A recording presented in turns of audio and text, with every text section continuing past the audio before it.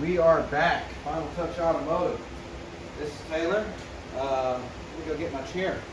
We're about to get started on these rotors and pads here, and the brake hoses. We're going to do one wheel at a time. We're going to go through and do each one. Still getting the hang of YouTube here. Last video, I didn't mean to shut it all the way off, but it turned itself all the way off. I'm so used to TikTok, so turn that around. You should be able to see the caliper, anchor bracket, rotor right here, and the brake hose we're going to change. Let's kick this other rotor out of here. Not going to go too far with him because we will need that when we go to set this fella down.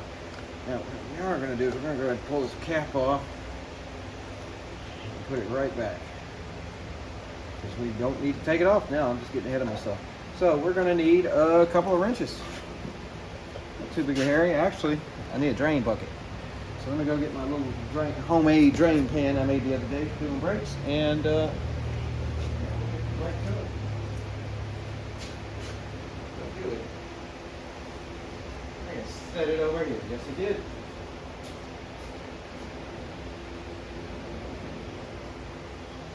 Always remember, if you don't have a drain pan, this used to be an oil jug.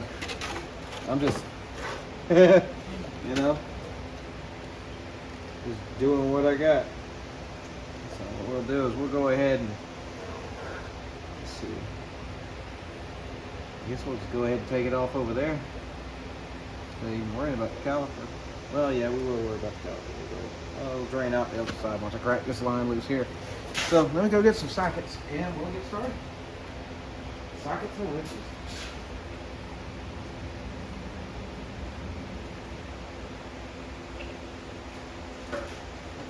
Alright. So, go ahead and grab this one. And we'll grab this one. We'll grab this one. And just, if I don't know what size it is, we'll go ahead and grab crow's foot.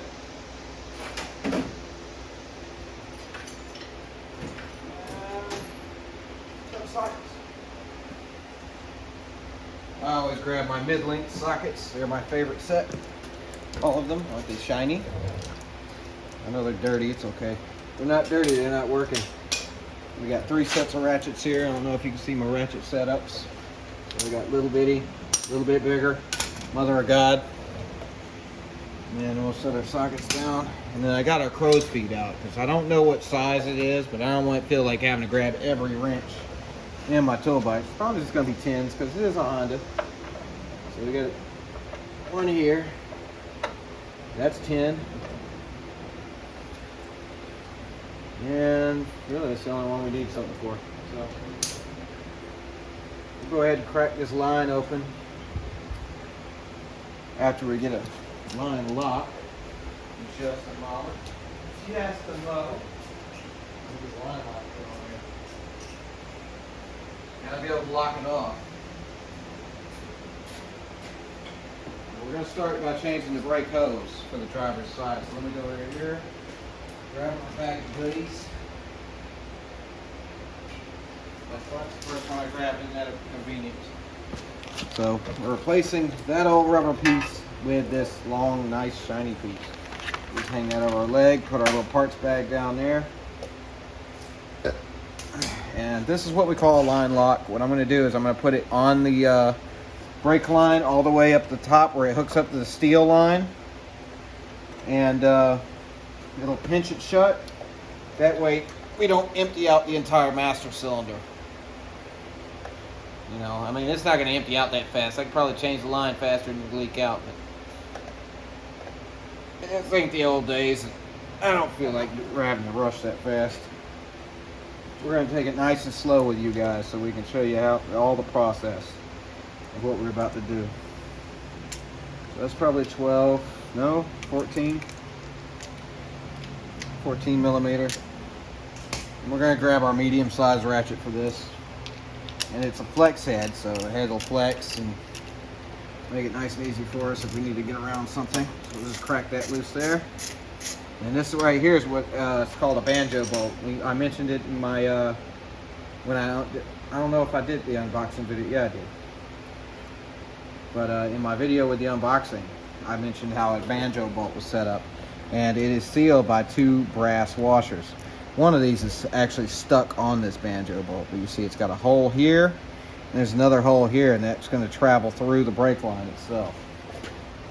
Now that we got that off, we can kind of... I'm going to press some of this fluid out of this caliper because I want to make this thing a little easier to work on and clean out any kind of gunk that's built up in the system, which is probably not much. Now we're going to move on to the second bolt. It's going to mount it to the strut back here. You see that? The strut back here. I'm just going to take that bolt out. It's a 12.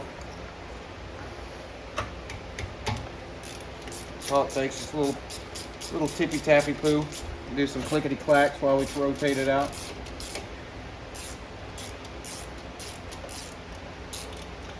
And there's the bolt. A little 12mm bolt pops out.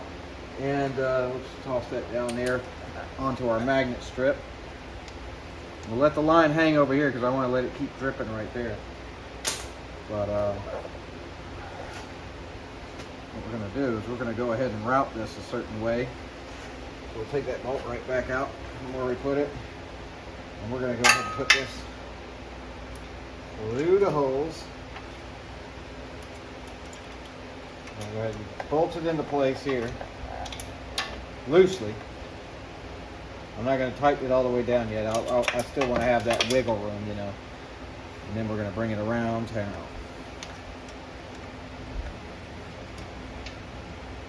Just like so. And it should be out of the way of everything. Look at everything. Seems to clear fine. So, should be okay. Let's grab these. Our new banjo bolts and brass washers. Go ahead and use all new equipment.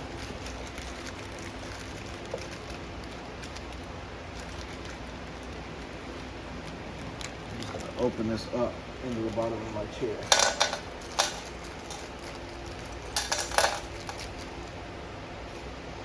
I'll grab 2 of these brass washers. And we're going to go ahead and put one on there like that. We're going to slip this through the line, and then the other brass washer will go on the other side of the line because we're going to create that seal. Now just get started. Things are always sometimes they're difficult to get started. Should be fine. There we go.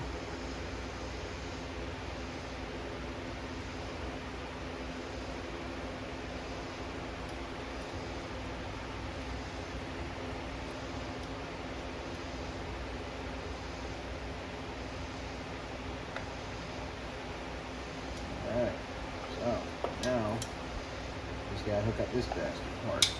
So I'm going to go ahead and grab this, and this is where the dripping is going to really begin. I'm going to go ahead and break loose this line. There she goes.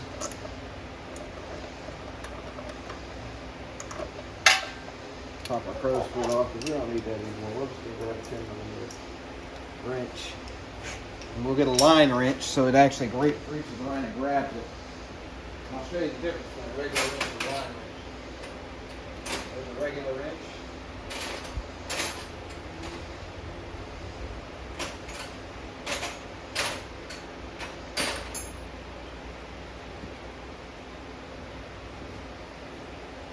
So here's a regular wrench. This is some kind of knockoff, you know, whatever brand. Came from somewhere, but you see it's just got a open end right here. Whereas the flare wrench has a gap just that big, and it wraps a little bit more around the bolt, so it'll prevent you from damaging anything. So I like to use the line wrenches when I start tightening bolts and loosening them, and I use the other wrench just to twist it off the rest of the way. Once it gets loose enough, you should be able to get it with your fingers. We'll just pop him out of there.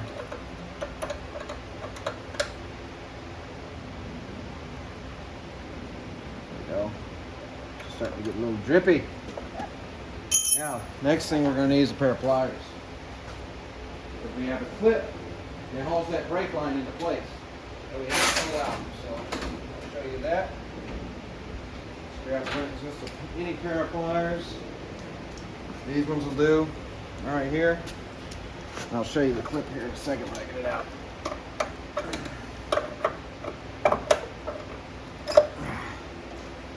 See, and there's the clip. You can see it's rounded. That round side is going to go up, and you're just going to tap the clip back in when you get ready to change the line, which we are about to do now. Here's our old line. Old rubbery, nasty looking guy. And we're going to just stuff our new line in there.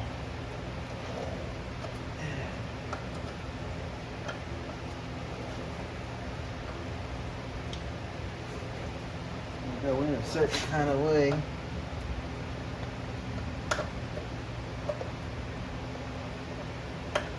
There it goes. It popped right in there. And Goodrich was nice enough to send us new clips with our new brake lines.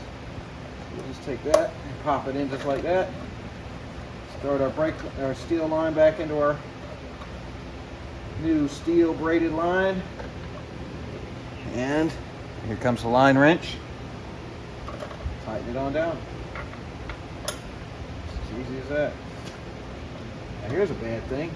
This thing spins. So we're gonna have to hold it still. Just grab our pliers, we'll open them up a little bit. Brake lines do have to be tight. They don't have to be god awful tight where you can't never get them off again. Just tight enough to seal. That's good right there. So now we'll just go back and we'll tighten down our little bolt here. 12 millimeter hanging off the strut tower. Tighten them down.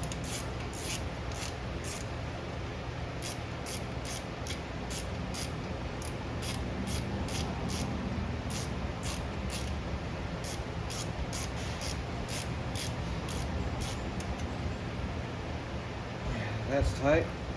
Now we can tighten down our use our line wrench to tighten that down if it was the same size. It doesn't appear to be the same size. We change the size to an 11. Again, doesn't have to be too tight. We'll just grab our little stubby ratchet and just give that one a nice little pull. That's as tight as she needs to be. We'll make sure our clearances are okay. Looks fine. So as long as it doesn't rub into anything, we'll be fine.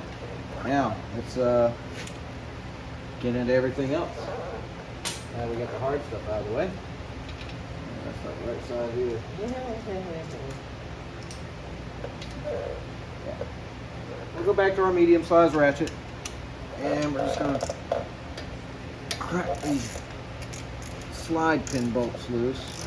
And these are also called the caliper bolts. Call them slide pins bolts because they go right into the slide pins, and they just twist right out once you break them loose.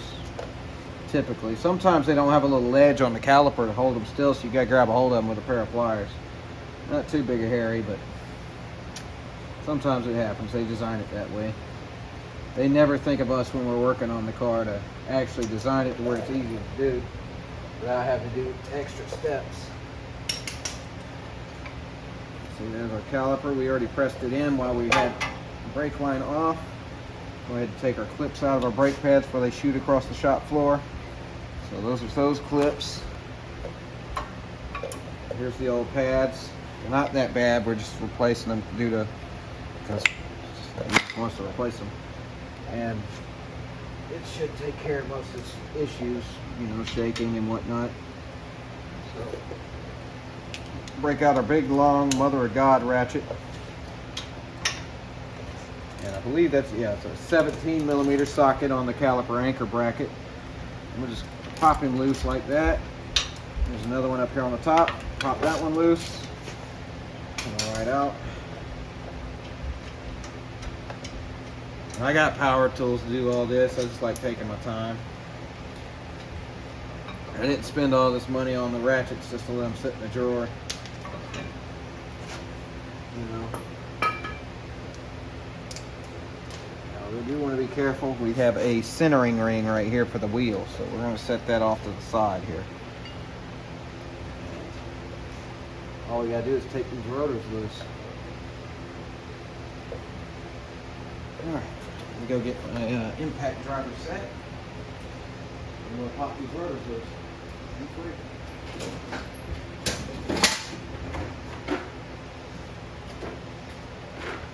And you do need a hammer with this set, because it's just a Phillips head screw on the rotor. But this is how we take those out, is we have an impact driver. This is the one from Matco Tools. I love the driver, I just don't like the bits. The bits are kind of junky. I've had to replace the Phillips head bit quite a few times because I've had a few cars where somebody tightened the impact driver bit down too much and it just shattered my socket. So, I mean, it doesn't have to be super tight. It's going to tighten itself up over time because it has nowhere to go once you put the wheel on. So, that's how we do that. There's one more rotor to come off. Come off to the side. We're not going to put that back on. Let's see. Driver front, driver.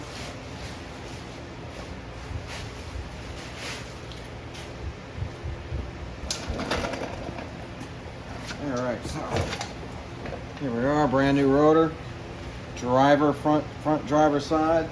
I'm gonna leave that sticker on in case he has to take it to somebody else to do anything else later on down the road. You know, God forbid something happened,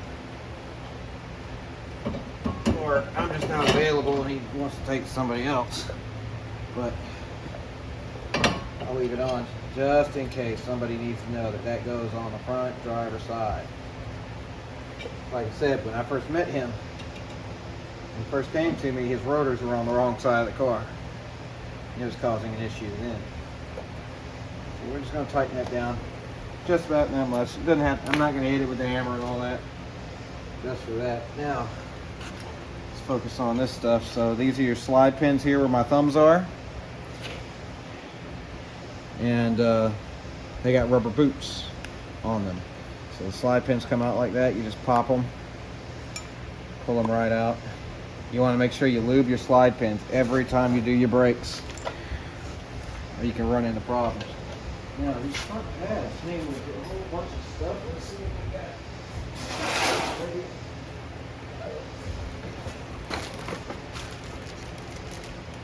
There ain't anything really special about these rubber boots. Don't really need those. Ours, the ones on our vehicle are pretty okay, but we do have hardware kit, so we're going to change that out. Unfortunately, they didn't supply much of the hardware for the rear brake pads, but as you can see, we have a whole bunch of hardware for the front. The brake hardware is going to sit right here, and that's where you're going to get where it's going to slide. Your brake pads are going to slide into place there. So we're just going to pop those off. And we'll just find a set that matches. That matches for that. So make sure it looks right on there. Nope, that's too wide.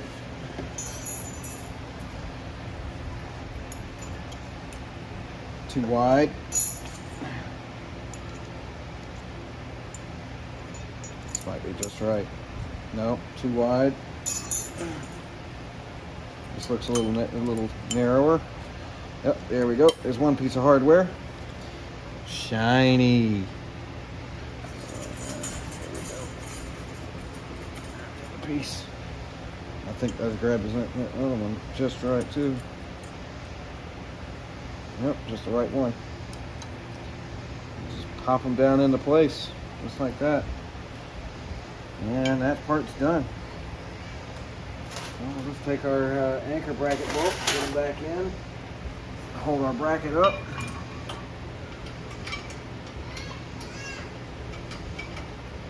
hear my youngest calling me through the door.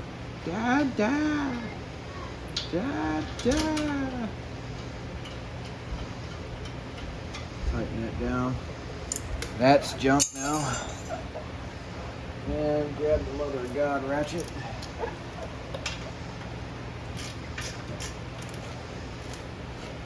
Give it a nice little pull.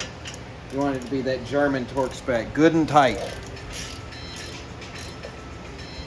There we go. Oh, I hear the shop phone ringing. Get the pads in.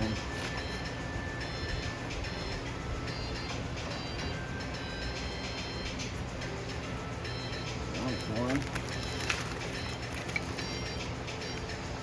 These don't have sensors on them. You're going to put your sensor on down in the lower position and on the inside of the rotor. Pop that in there like that. It pops into place. As easy as that. I just dropped these brake pads in the bottom of my chair here, so I don't have to go looking for them again. And once we do that, now we gotta go back to our slide pins we set aside. Get my lubrication. Let's see who that was calling.